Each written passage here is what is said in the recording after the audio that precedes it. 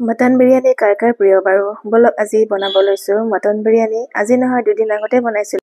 প্ৰথমে তেলত পিঁয়াজ 4-5টামান ভাজি লৈ এনেকৈ নমাই থৈ দিম, কিয়নো এইখিনি শেষত প্ৰয়োজন হ'ব। আৰু তাৰপিছত কুকাৰ এখনত অলপ তেল দিলোঁ। তেল দি তাতে গোটা মছলাখিনি দি দিলোঁ।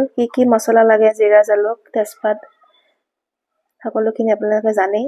এনেকৈ দি পেলাই অলপ সময় ভাজিলোঁ, পিঁয়াজখিনি ৰঙচুৱা হোৱালৈকে। তাৰপিছত আকৌ লৰাই দিলোঁ এবাৰ, আৰু তাৰপিছত ধুই থোৱা মটনখিনি দি দিলোঁ। এয়া দি পেলাই আকৌ এবাৰ লৰাই দিছোঁ। এনেই মটন বনালে বহুত সময় লাগে, নহয়নে বাৰু? কিন্তু আমি কুকাৰত যদি দি দিওঁ, 4-5টামান চিটি মাৰি দিলে খুব ধুনীয়া হয় খাবলৈ মটনখিনি। তাৰপিছত এয়া আদা নহৰু পেষ্টখিনি দি দিলোঁ, আৰু জিৰা জালুকৰ পেষ্টখিনি দি দিলোঁ, আৰু দি পেলাই এনেকৈ লৰাই পেলাই অকণমান পানী দি দিলোঁ। দি এটা বিলাহী কাটি থৈছিলোঁ, সেই বিলাহীটো দি দিলোঁ। দি পেলাই আকৌ এবাৰ লৰাই দিলোঁ।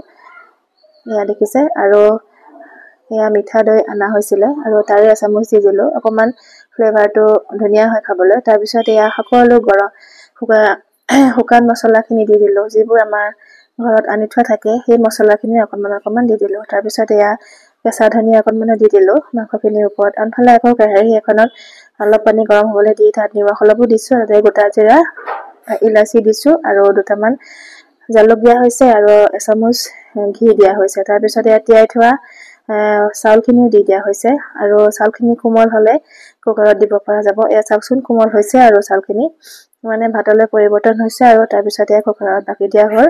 তাৰ ওপৰতো আকৌ সেই প্ৰথমতে যে পিঁয়াজখিনি ভাজি থৈছিলোঁ, সেইখিনি দি দিয়া হ'ল, আৰু ধনিয়াখিনিও দি দিয়া হ'ল।